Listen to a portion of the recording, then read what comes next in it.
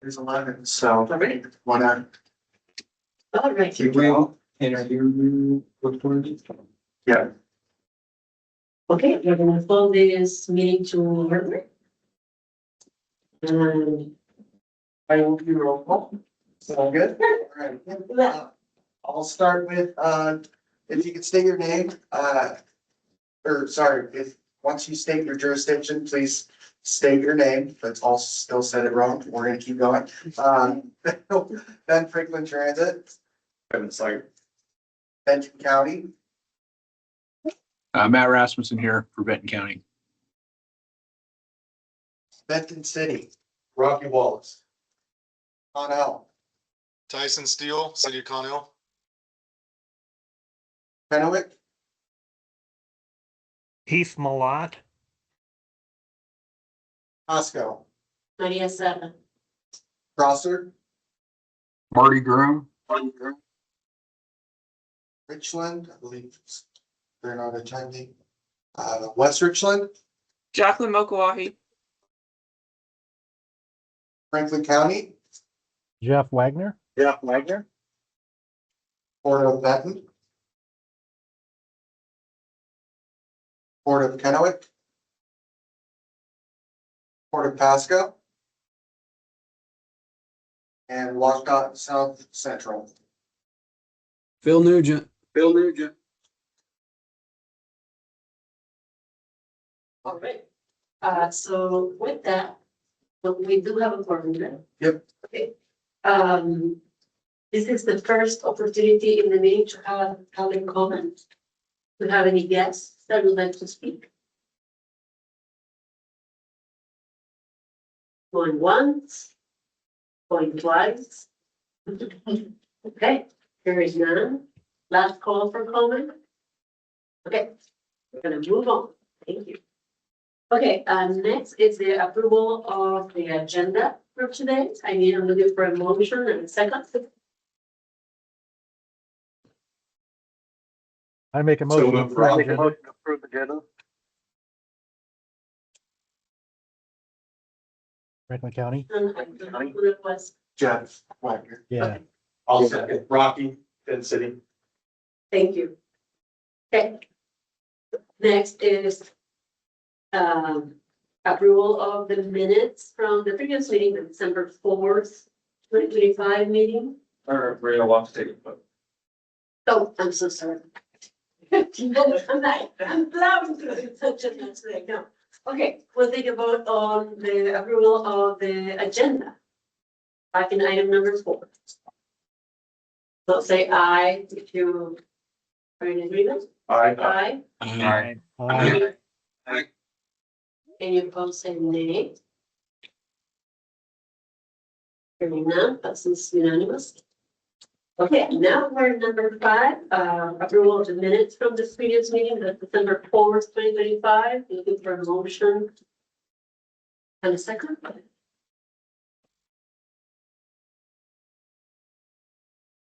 So moved, Phil. Thank you, Phil. Do we have a second? Second. Right, and we'll take a vote on that as well.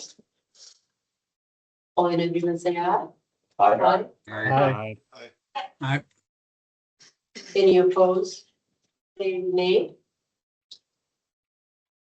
Hearing none, passes unanimously. Are there any comments or corrections or anything that anybody needs to bring up on this item?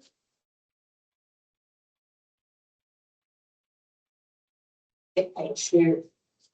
I don't see any hands raised or any concerns here either, so we're gonna move on to our action items. We'll go to A, which is the 2026-2029 PIP amendments. These are the January amendments and Tanner. Yeah, so with the new STIP being approved, it's going to be here in middle of January. This is our first round of amending projects into the BFCOG tip and statewide tips. So the projects are before you. If you have any questions, I'm sure jurisdiction wouldn't mind giving a little overview, but the motion before, or the proposed motion before you is to request recommended approval of the 2026 to 2029 January tip amendments. Right, so we're gonna do comments first.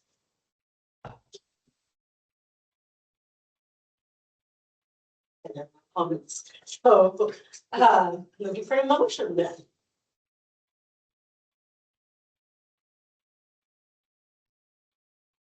Michelle, Jeff Wagner makes a motion to approve the 2026-2029 tip amendments for January as presented. do we have a second? Second. Marty, City of Prosser. Thank you, Marty. Okay, and then we take a vote, so all in favor, say aye. Aye.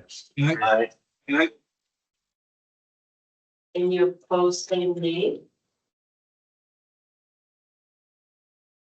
Okay, that is unanimous. Heather, do you want summaries of this verbally or you're good? I guess it's just more anyone's questions about them. Okay. Yeah. Okay, so we have the opportunity to ask questions on these amendments. If anybody wants to ask a question, now's the time.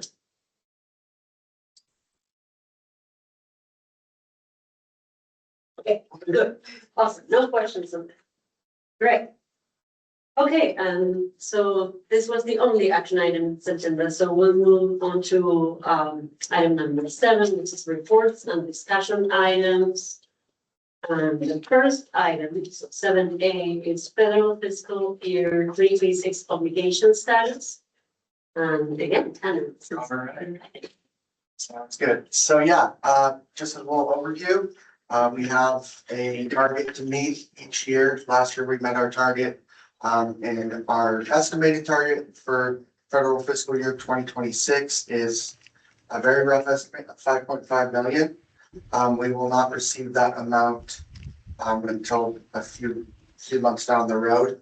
But we do have 13 projects programmed to obligate this year, amounting to over 8.1 million.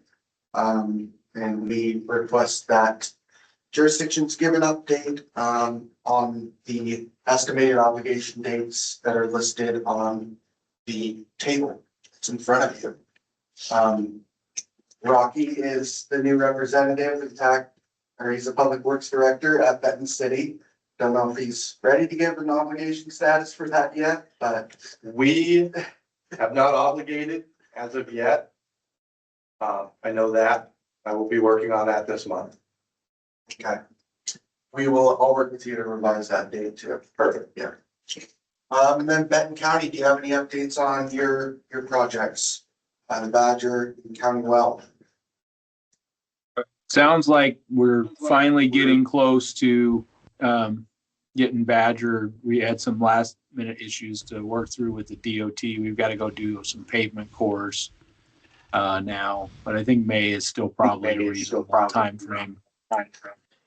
I think County Well Road will probably be maybe into February a little bit for obligation on the PE for that. Good. And then County Route 12, yeah, May 2026 looks good for that one. Or sorry, the active transportation plan, May should be okay for that too. All right, sounds good. Thank you. Franklin County, the Taylor Flats and the R170. Those two Yeah, projects. yeah, for construction on Taylor Flats, July still accurate, and R170 PE pavement rehab, that could probably be moved to, I would say probably April. Yeah. Great. Prosser, Martin, Tyron Road improvements. Yeah, it'll be towards the end of February, probably March though. Sounds great. And then Richland, Carlos sent a little email saying that they anticipate obligating in April, so that's good news. And then we can go down to Kennewick for the top funds, the East Columbia and KID right of way. Yeah, we're still on track We're still on track to obligate on to in obligate February. in February. Sounds good. Wonderful. Okay, and then, as requested, here are the 2027 projects. It looks like the only one that might be able to obligate in 26 is the Prosser Byron Road, but, again, that's just an estimate and they still have the opportunity to obligate in 27, as that's when the funds were programmed for. Are there any questions on either tables or project or anything?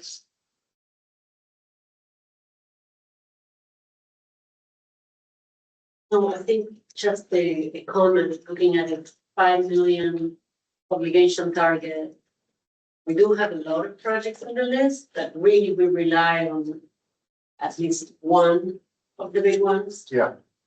And some of those are scheduled not that soon in obligation, so like holding those dates is gonna be super critical. So I don't know that all the little ones together can get us there. Yes. All right, and then,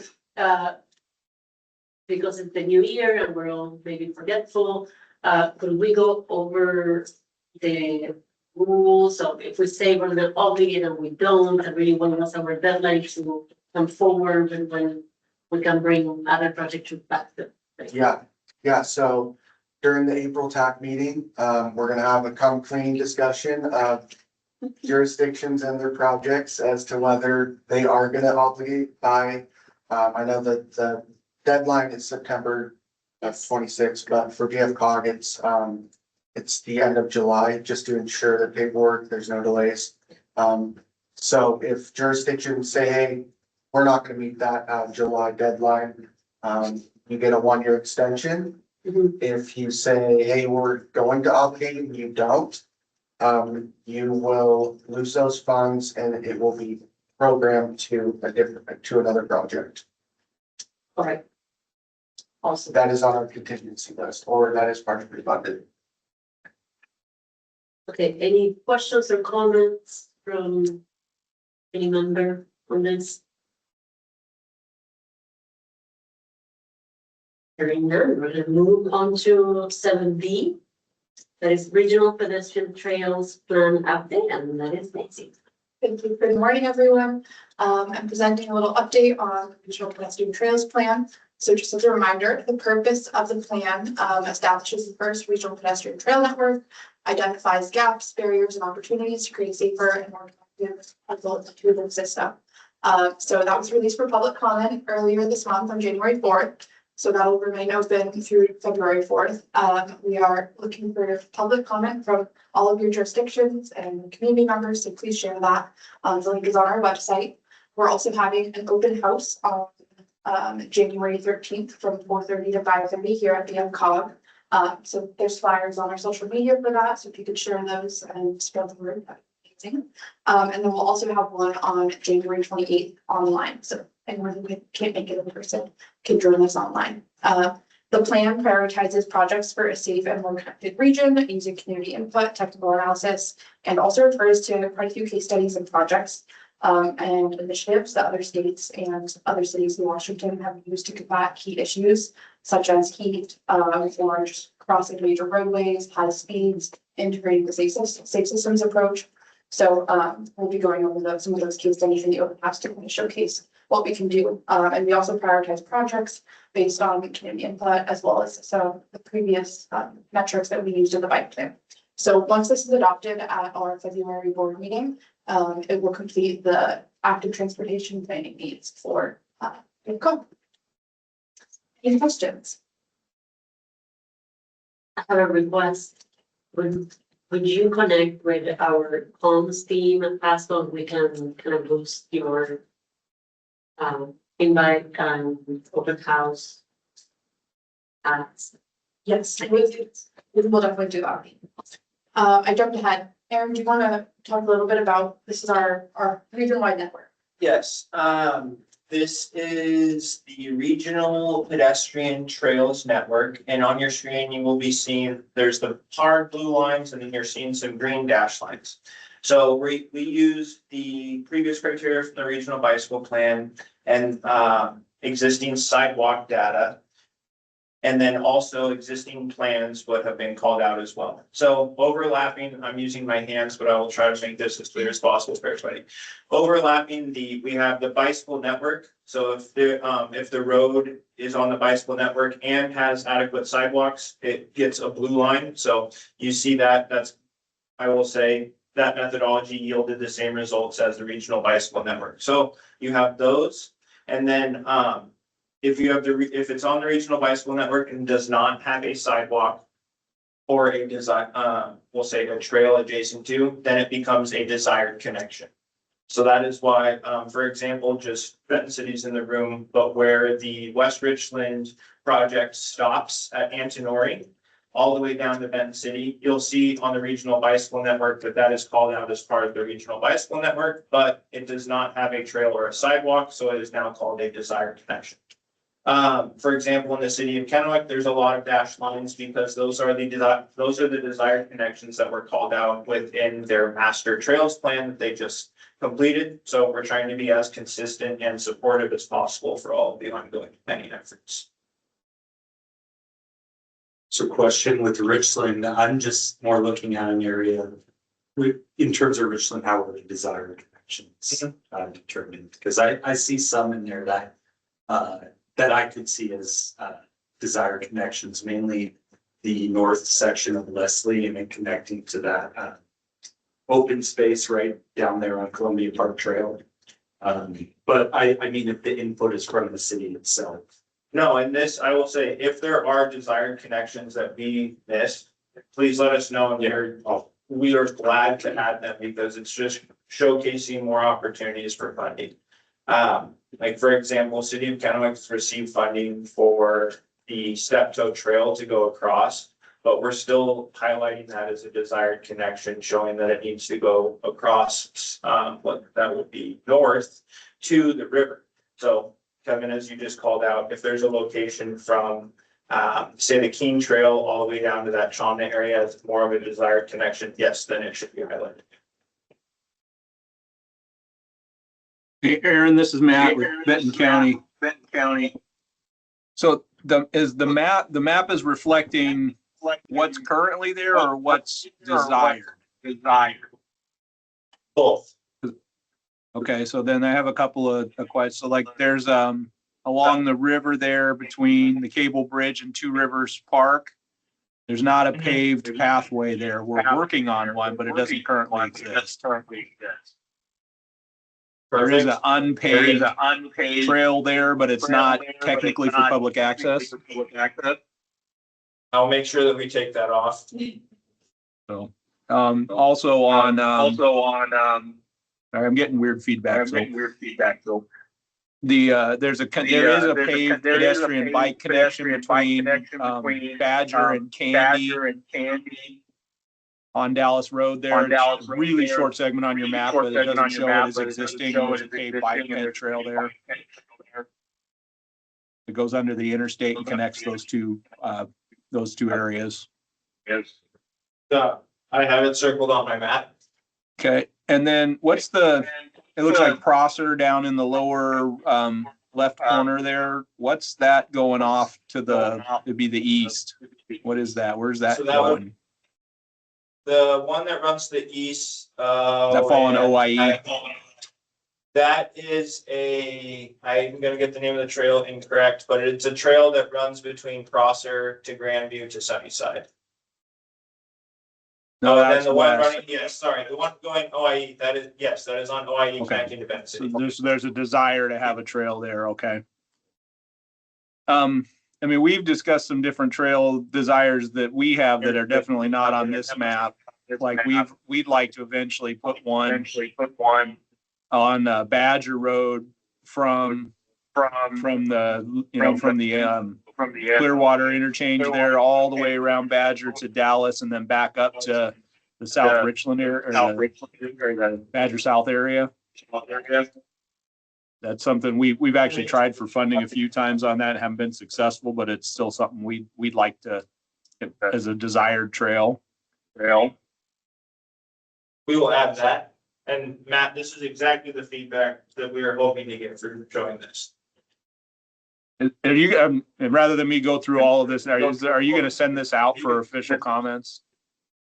Yeah, it's on our website, but we can send out a follow-up email with a link to the plan and then also this map for you to mark up. Okay, yeah, that'd be great. I appreciate it. Thank you. Any other comments or questions? We look forward to seeing those comments coming so that we can have the most accurate map done. So thank you for taking time to do so in the coming weeks. Okay.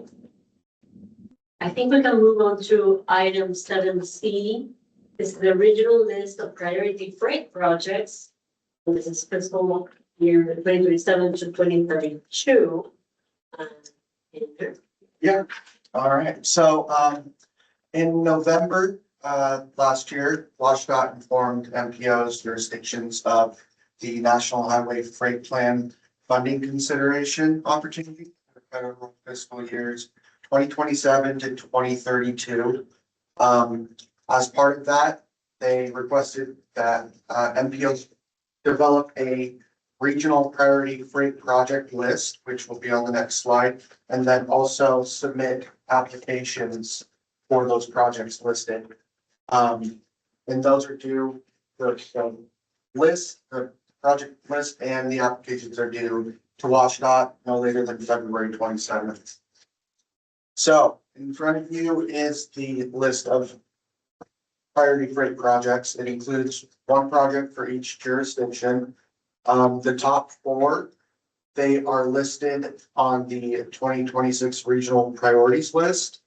The little orange areas is where I still need some further information to include on this table. And then the gray, we would like to discuss a way to prioritize those or prioritize the entire list if needed. This will need to be TAC recommended adoption in February and board adopted February as well. So this is kind of open discussion on how we should prioritize all the projects or the ones that are not listed on the regional priorities. And then on this next slide really quickly is the main project criteria for projects to receive funding or that are scored to receive funding. So yeah, kind of open discussion. Again, if you want BFCOG to prioritize them, we will develop a formula. Majority of that will be using the scoring criteria. But if there's any other type of discussion, please feel free to discuss now. And the gray projects are listed by alphabetical order. So they're literally, they can be ranked at any number that matches best.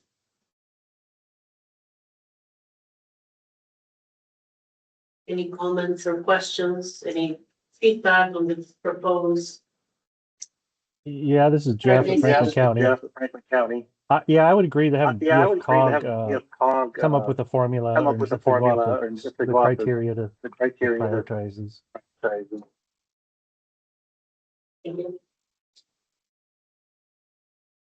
gray portion at least. Bill, see your hands raised. Yeah, I'm just wondering if there's a mic on or something in there, because there's a bad echo on my end, and I think others. How's this, Phil? Let me see. Did it change? There's still a bit of an echo, I think.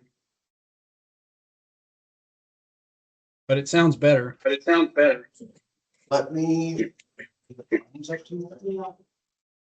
Is that better now? Check 1, 2, testing. Check 1, Better. 2, testing. Better.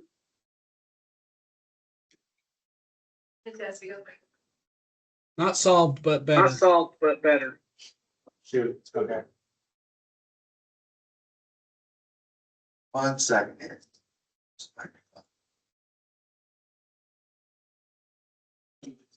We're trying a few things. Okay, how about now? Hello, check, 1, 2. Hello, check, 1, 2. Still there. Okay. Oh, well. Every time somebody talks, the BF cog image lights up, so it sounds like it's an echo from in that room.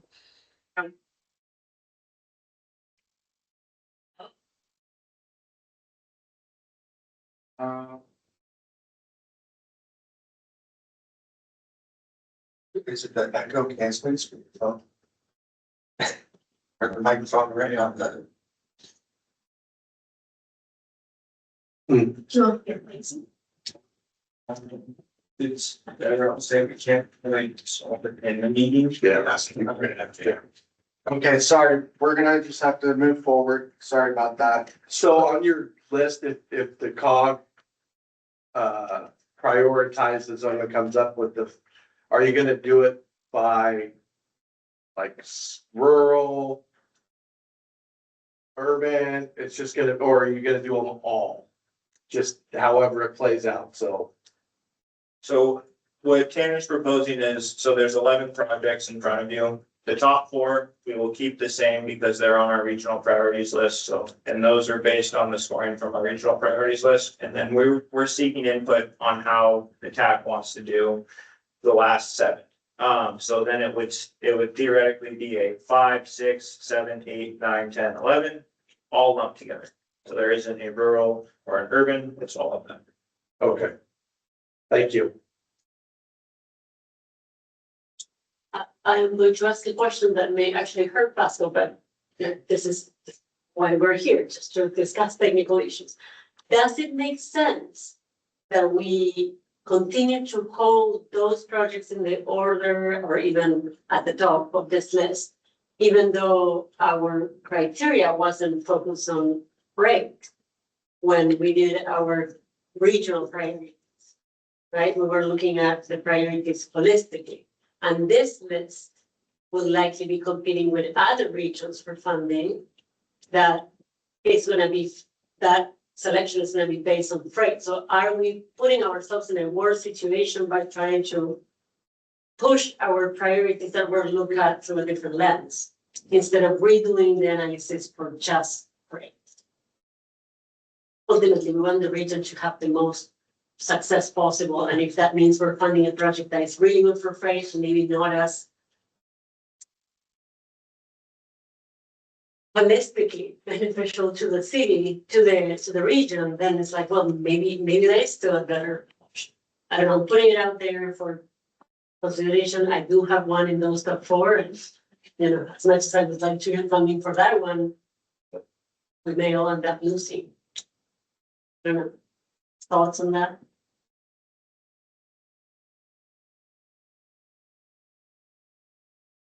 I think it's, I don't think you need to step back or it was obviously ranked, right? Through the freight projects. Or was it not? It was just added to freight projects. How did the ranking come out 1 through 4? That is based on the priority that we have in our regional priorities, Not freight. Oh, okay. Okay. Right. The projects though were a part of the, when I emailed jurisdictions to prioritize Yes. their projects, Yes, these were their top projects as Yes. well, so, agree. yeah. For free, yeah, but Well, and I think we had that conversation, right? It's like there was in the email, there was direction related to, there will be extra points for being in the regional priority. And then there was like the criteria that the freight list from DOT was requesting us to meet. And so I had some difficulty reconciling both. Because I may have better freight projects outside of the regional priority. There are more. But I mean, but there was definitely guidance to have your projects that were run as a regional priority because they were going to be given like a space or priority here. So I'm kind of, again, reconsidering like how we're doing this to actually be competitive statement. And this is Matt. I mean, I agree with what you're saying, Maria. To me, these projects and the ones that float to the top of this ought to be the highest benefit directly to freight. They may not necessarily be our highest regional priorities, but if we're looking for funding that is competitive with the specific avenue of freight, I think we would be better positioned as a region to say, look, we get this isn't in our top 6 overall, but these are our top freight priorities. As long as we're clear about that up front, that, you know, this list is different than that other list. And it's because the color of the money is potentially different. Right. So hearing what Maria said and what Matt said, coming back next month, what if we as staff take the projects and we'll be as transparent as possible, using whatever criteria we can within the WashDOT list. So freight oriented as possible for this specific thing, prioritize them based upon the metrics, and then we'll come back to the group in February. I like that. I like I that too. know that. Say that again, Matt. I think that's a good idea. Yes, I agree. And I wanted to say that I understand we're trying to keep focus on our regional priorities, but I think we may be ultimately missing our opportunity to capture dollars here. Yeah, sounds great. We will have to have that list finalized during that February. Even though we get it adopted and submitted before the deadline. So what we are thinking is all bring coffee, everybody brings coffee, some snacks, and we think with it, get it on the. Yeah, but we'll have a very rough, can we be able to do that, have a one that we developed, and then maybe by chance one needs to be shifted. We can do that, or are we gonna stick to what we developed? It will be based on the criteria that we develop, and that will be documented, and we'll bring that in February. If we get the list done and the process done before, when we send out the TAC packet, we'll send it out to all of you, so then we can have discussions. Keith, do you have your hand raised? Yeah, now remind me again, we're looking at a statewide pot of money of roughly 5 million. It is 11 million, but yes, 5.5 million is each year. 5.5 million goes to the state, and then 5.5 million goes to jurisdictions, counties, ports throughout the state. So it is competitive, but that's over 5. Yeah, and then it's gonna be for 3 years, or is it 4 years?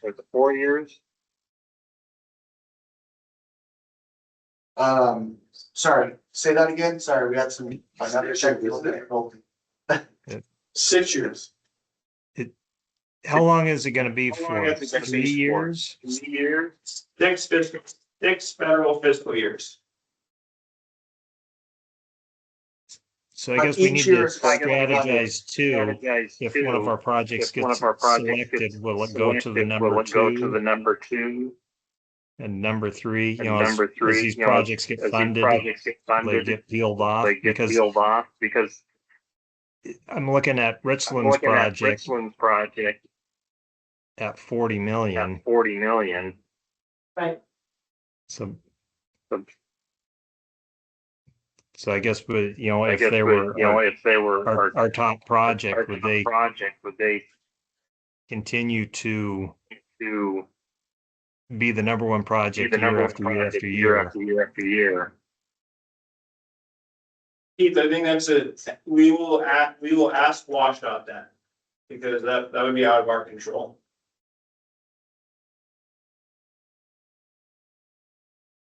And the last time we redid this list was 2022.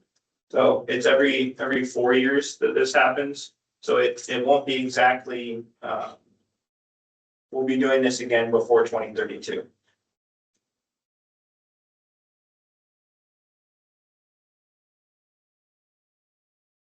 All right. Okay. Any more questions or comments? One last call for questions or comments. You haven't done more slides, but yes. Okay, so you can continue with the slide, sorry. No problem. So I guess, yeah, this timeline's a little different. We will try to get that, the prioritized project list before the, February TAC meeting.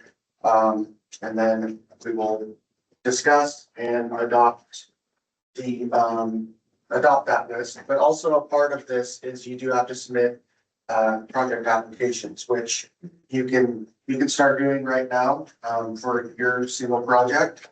So it will be 11 projects on the list and 11 applications submitted.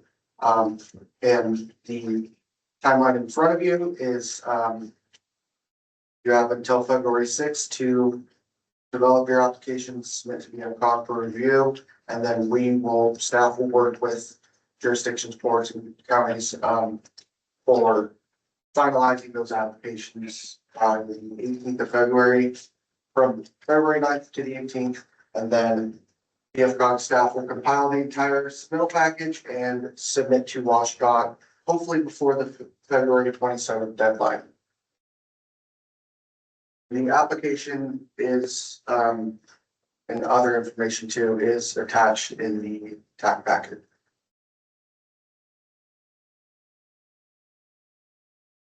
Okay. Any questions? Hearing none. People are shy this morning. All right. We all good? I believe so. Okay. 7D, RTP 2050, regional metrics, and that is Aaron. Yes. All right. So last month at our board meeting, we had our board adopt our regional transportation plan goals. And then if you rewind a couple months ago, I briefed you all on the goals, and then how that sets up the regional metric. So just a reminder, the purpose of the regional metrics are state and federal regulations require that regional transportation plans must include performance measures and targets to evaluate the system. There are baseline ones that everybody uses that we're required to use. Yes, we will do that. But however, that does not provide contextual information that is useful to all of you. So this is an attempt to make regional transportation plan much more useful for each of you. So we had the goals be adopted and they shape the categories and the weighting of the metrics. And big drum roll, and it's in your TAC packet, so it's already a spoiler. But here are the regional goals and how they were prioritized at the board. So I'm just going to read the titles of them and what position they are in, and because we will be having a little bit of a show and tell and discussion following this. Number 1 was safety. Number 2, integration and connectivity. Number 3, mobility and accessibility. Number 4, economic vitality. Number 5, preservation and maintenance. Number 6, cooperation and leadership. Number 7, quality of life. Number 8, environment. And number 9, stewardship. So with each one of these goals, there are going to be some specific metrics on how projects are, we'll say, scored or looked at. And these are all of those projects that you have submitted to us for the RTP. So the next slides, I'm going to be showing 9 slides, 9 goals, 9 slides. And it will have the definition of each goal and then some potential metrics that we have formulated here at staff as just ideas. And then if you have any other ideas of what could possibly be measured within each one of these goals, please throw them out to us as much as possible and we will jot them down. There are several different metrics that are listed under several different goals that can happen. It can also only be for one of them, completely up to this group. The weighting of each goal, that's something we'll have to figure out down the line. Within the TAC packet, I included a potential one of safety being 16 and then subtracting 2 so then it would be 14 points for integration and connectivity, and then subtracting 1 all the way down, to total up to 100. That's just one suggestion. We can talk about the weighting of that later. If we get into specific metrics and have those adopted in February or March, that sets us up perfectly on our time. So with that, the first one is safety. And the regional metrics thrown out are accident rate, fatal and serious rate, pedestrian and bicyclist accident rate, pedestrian and bicyclist fatal and serious rate, level of traffic stress for pedestrian and bicyclists. The project being located on the CSAP high injury network. So if there are any other metrics that you would like to be looked at, or you don't like from this, right now is the time to let us know. Question, Yeah, is the last bullet point in here repetitive? So it's like punishing. Because we already, the CSAP is based on crash data and high injury. And so it's like, is it doubling down? And should we consider one or the other? You know, like, it's like, do we do the first 2? Or maybe do we switch number 2 for number 7? 1, 2, 3, 6 for number 6. It's like, I think those 2 are coming from the same set of data. So you're like overweighing. yeah. That might be a reoccurring theme throughout the Okay. bullet points, just as these are thrown up here. So if they're, but the sentiment of your point, yes, I do think we don't want to double count something. Okay. Any other comments for safety? Okay, we'll go on to integration and connectivity. On the left-hand side, there's the definition. Some of the potential metrics are a project being located on a CMP corridor, project located on a regional bicycle network, on the regional bicycle pedestrian network. Project is located on the Safe Routes to School network, and the functional classification of the roadway where the project is taking place. Any comments? No comments on that one.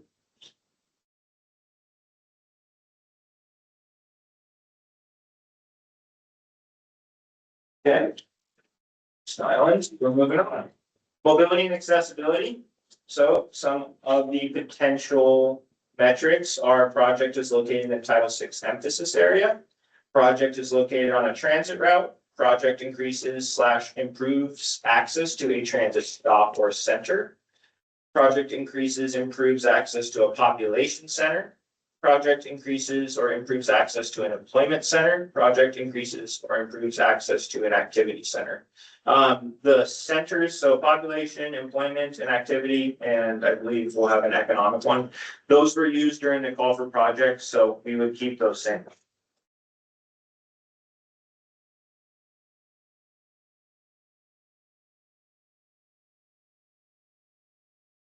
For Title VI emphasis area.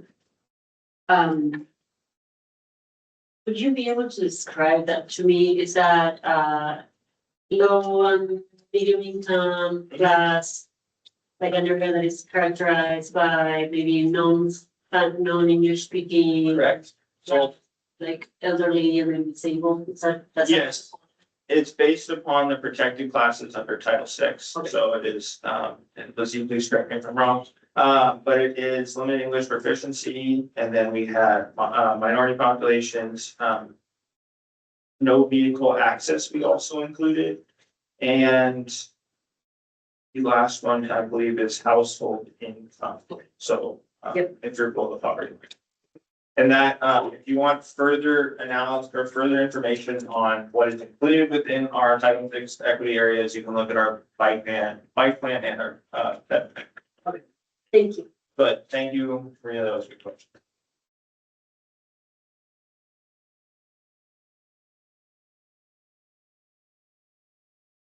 All right, number 4 is economic vitality.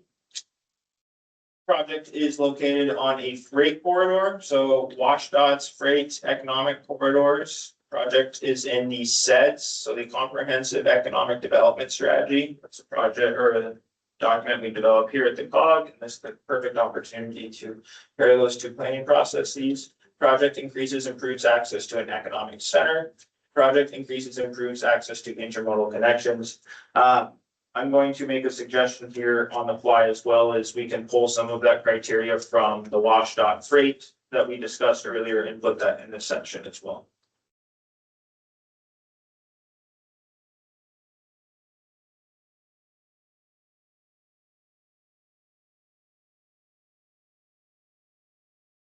I am pondering. And that's, A great suggestion. I think we want to be inclusive of all sorts of things that are economic development that do not include like the heavy freight. So like if you have a commercial center downtown that maybe like doesn't accommodate your heavy freight, but it's certainly a place where there's a lot of commerce going on and money being spent and, you know, and the economy moving. So I don't know if the freight criteria from DOT is as inclusive. Maria, that's a really good point, because with this, this is something we kicked around internally was, so the word freight is in the definition and that is why it gets called out. However, to your point, all economic things aren't tied to freight when it comes to transportation. So is including pedestrian network within this also one of them. So that's something we can think about as well. Do we have any other comments or questions? Maybe some other contributions from the people online or here?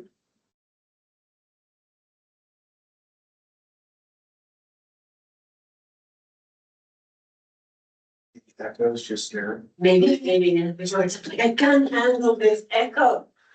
Echo. Okay. Alright, You can keep continue. going. Preservation and maintenance. What is the federal functional classification of the roadway? And the project is located on a freight corridor. These are two criteria that we had in the call for projects. That's why they were proposed here. As there will be a lot of projects that have submitted to us from all of you. We are not the pavement condition experts, so we will not be able to score the projects that way. That is why this criteria is.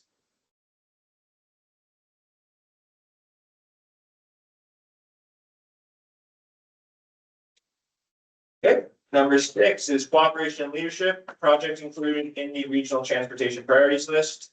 Project includes more than one jurisdiction. Project improves transit. Project is proactive versus reactive.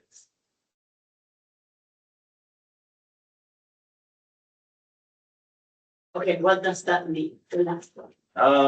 The thought behind this was, is this solving a problem that would be something down the line versus something we are currently experiencing today? Okay, I'm gonna share my experience with that. I find it that it's really hard to score well in general, right? When you're trying to be proactive because you don't have the data that supports the problem you can foresee coming. And it happens with schools and it happens with congestion and it happens with safety. It's like, well, you don't have the crashes there yet. Well, I'm trying to fix that. I want to prevent the crashes. I can see them coming. Right? I can see this happening, but you don't have any data. And because we are all in different agencies and we all kind of see more clearly what is happening it's really hard to see it in somebody else's corner. And I think that regionally and then like statewide, it's really hard for other people to be like, well, I really understand that problem. Like, well, you really know when you are experienced it. Or you're dealing with it, down the line consequences of it. So would you suggest it's removing that? I wonder, because it's not really a suggestion, it's just like, I'm wondering how do we make that tangible? Right. I'm hearing what you're saying, removing it is more than okay. Well, I like the idea that we can do this, like actually be proactive, and if this is the mechanism to do so, but then we have to put something that's more tangible. I think that the beginning we're talking about safety, we had something that was like tangible data. And this is like a more subjective, like, oh, I foresee an issue coming. Well, how, because there will be this development happening, or there will be increase volume in the street. It's like, well, but what tangible thing do we have to use this as a method? So that's what I'm like, maybe somebody else has dealt with this and has a way to quantify it. So it's less subjective in the end, because I think we've suffered from subjective criteria before.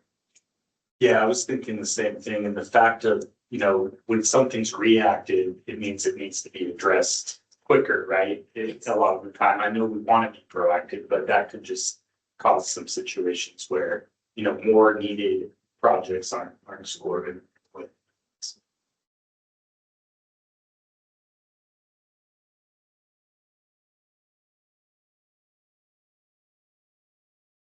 Taking the silence is that we can move on to number 7. Yeah. And then you want to click back over to this. Quality of life is number 7, which is level of traffic stress, bicycle and pedestrian improves the sidewalk network. Project is located on the regional bicycle network. Project is located on the regional pedestrian network. I will also say project is located on the Safe Routes to School network. Project improves access to the river trail system. Project is located, and I said the Safe Routes to School system. Any thoughts on quality of life? So on your bullet points, they're not necessarily if you were gonna score them, the bicycle network's not ranked higher than the pedestrian network? No. Okay, so it's just, yeah, okay. This is more of just an idea and the way that they were presented. How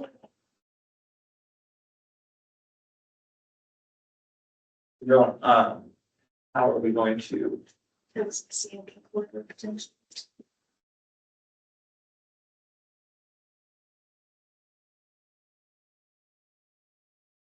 Is this another one where we double counted the river trail? So that's like, this was also something from earlier, so that will be something we'll have to discuss as well. And I'm sorry, it feels like I'm like just.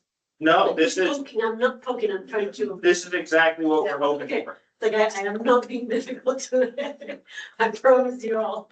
Number 8, environment. Project creates a reduction, so reduces VMT. Project includes pedestrian and bicycle facilities. Project is located on a transit route. Reduction of VMT should also be on the previous one. Yeah. Since the definition mentions reduce pollution. Yeah, and I was gonna suggest putting the transit route criteria on the previous one too, Yeah. but I also realized that, sometimes quality of life for some people is not living near a bus stop, but, yeah. But it is a barrier, so I like putting it there as well, if you're not within a certain, yeah.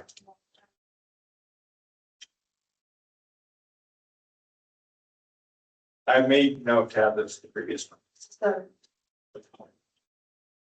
So, This is James. This is Jim Coleman, from the Benton-Franklin Health District. I have a couple of comments. By reducing the vehicle miles traveled, you reduce ozone and greenhouse gases. I don't know if we want to spell that out implicit or just leave it implicit in the first bullet, or we want to actually put it as a heading, reduces greenhouse gases.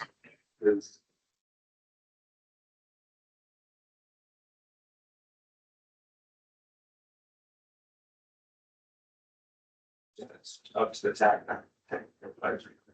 I know in all of your comp plans, it's something that gets called out, but something we can measure is Yes. vehicle miles traveled. We can't measure the greenhouse gases, so that's why it is spelled out as VMT.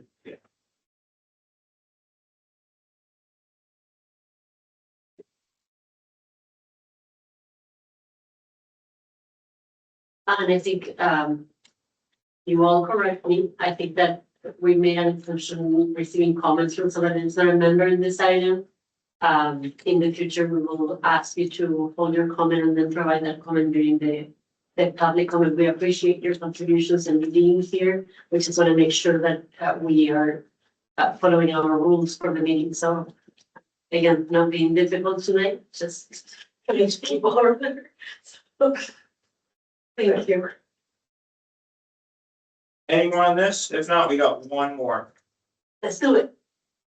All right, last one is stewardship. What we have here is average daily traffic, volume over capacity. Does the project utilize the safe systems approach? And then again, proactive versus reactive. You said the board ranked these, right? No, the board has not seen any of the metrics. They've seen the goals. So Yeah, but they ranked the goals. correct. Yeah. I'm just surprised this was last, but I mean, it's kind of all encompassing. And that was, I will say with the board, the primary discussion, safety was the overwhelming topic, but then it got into, I'm reading a little bit between the tea leaves, but it was, don't think about solving the current transportation system with current problems, think outside the box. Transit and reducing congestion. Those are kind of the big things. And then making sure everybody can get around the region and third spaces and things like that.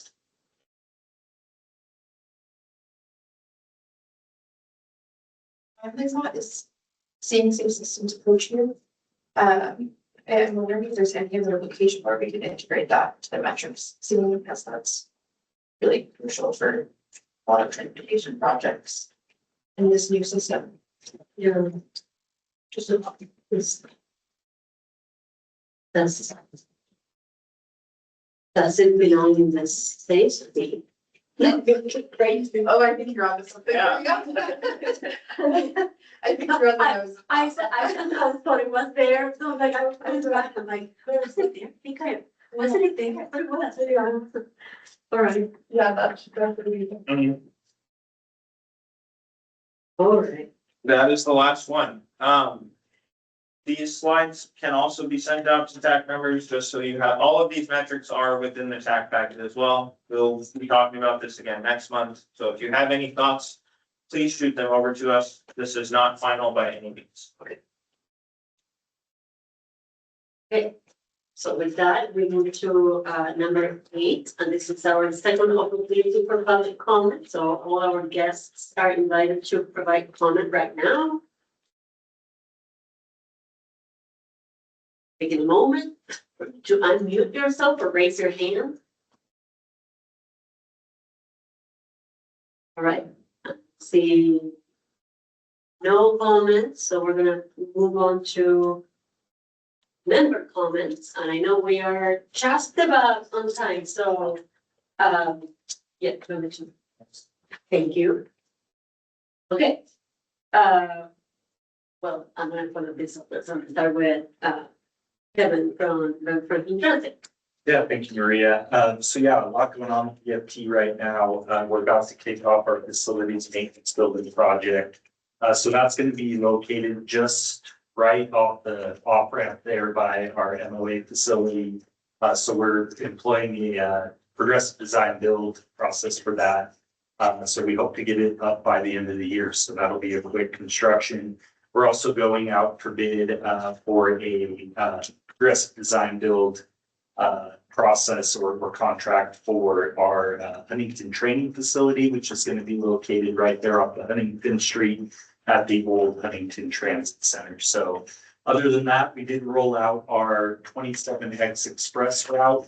So this is kind of a new concept for BFP. We are trying to provide more express commuter type routes that reduce travel time. So the 27X provides AM and PM peak trips from the Queensgate Transit Center to North Richland. So far ridership is pretty low, but we anticipated that.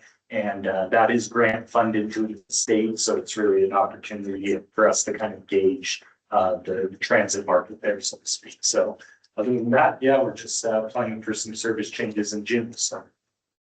Okay, easy. What about Benton County, Matt?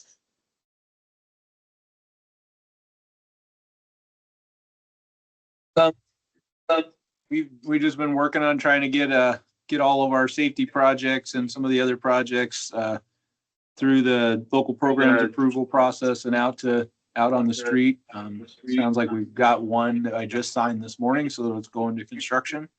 And then working on design on a few of our other larger projects that have some SDBG and County Road Administration Board funding in them. Nice, thank you. Benton City. Thank you. Just trying to work on where is the city? What projects do we have? And what stage are they at? Been here for 4 days now, so real fresh. For those that don't know, some of you have seen you before. Coming from the city of Sela, I left there after about 5 years, and prior to that, I was with the city of Toppenish for 6. And then before that, I was with Kitsap County for over 18. So it's good to be here. Excited to work with you all. Welcome. Thank you. Okay, video. Dana. Tyson.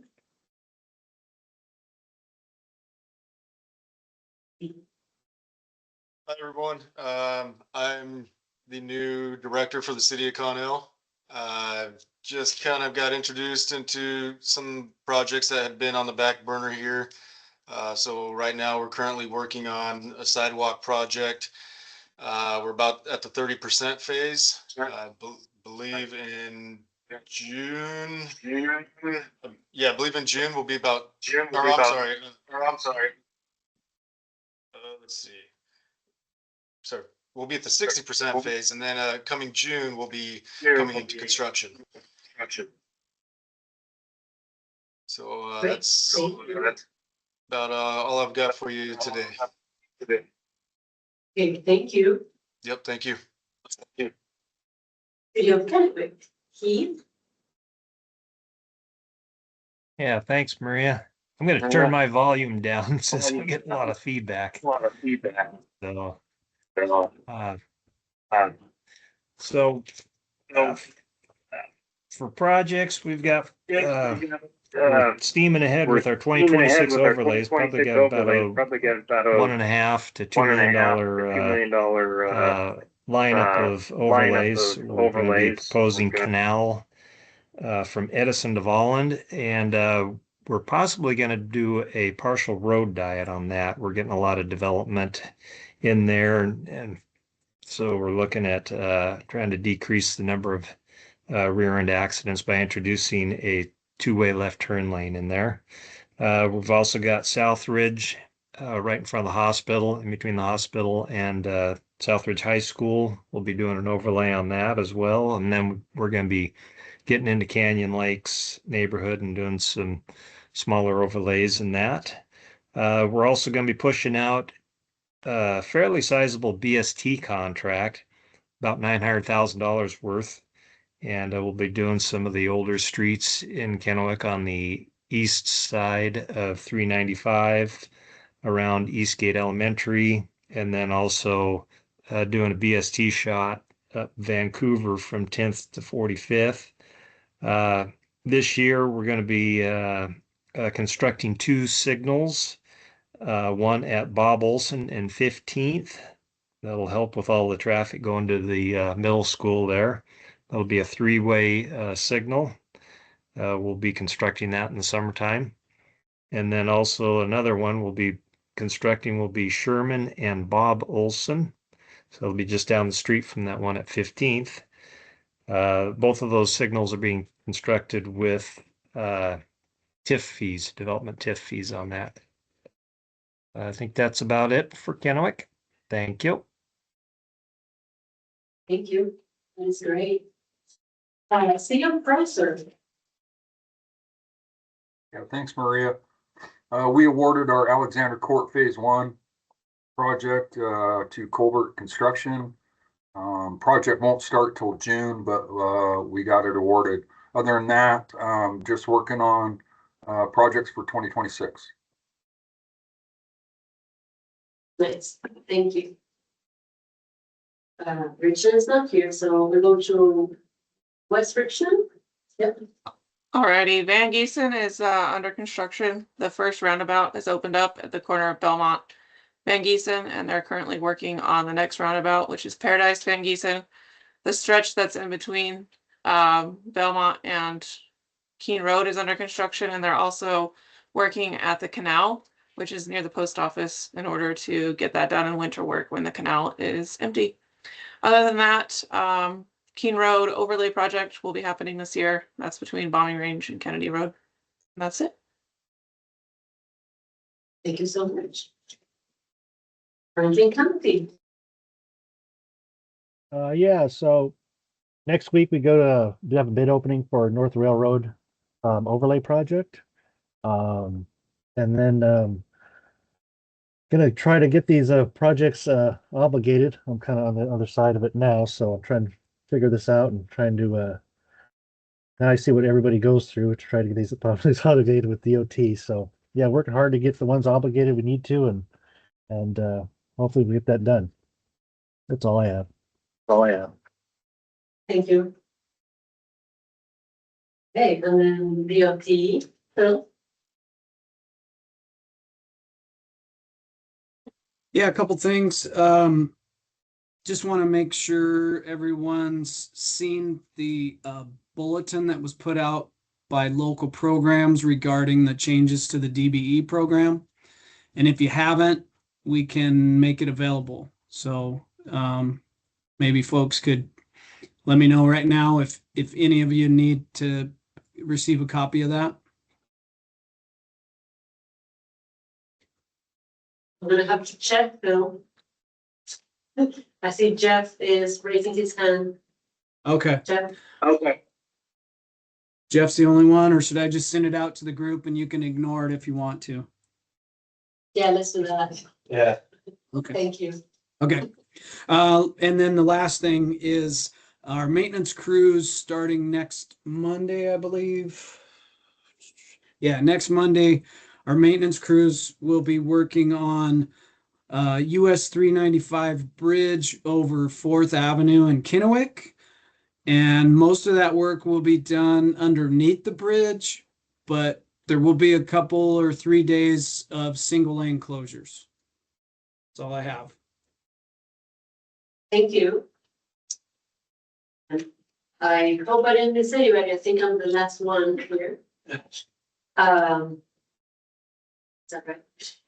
Okay, so for Pasco, we have 6 projects for transportation that are just starting, including the road to the 6 overpass. So we're doing an RFQ that will be published later this month.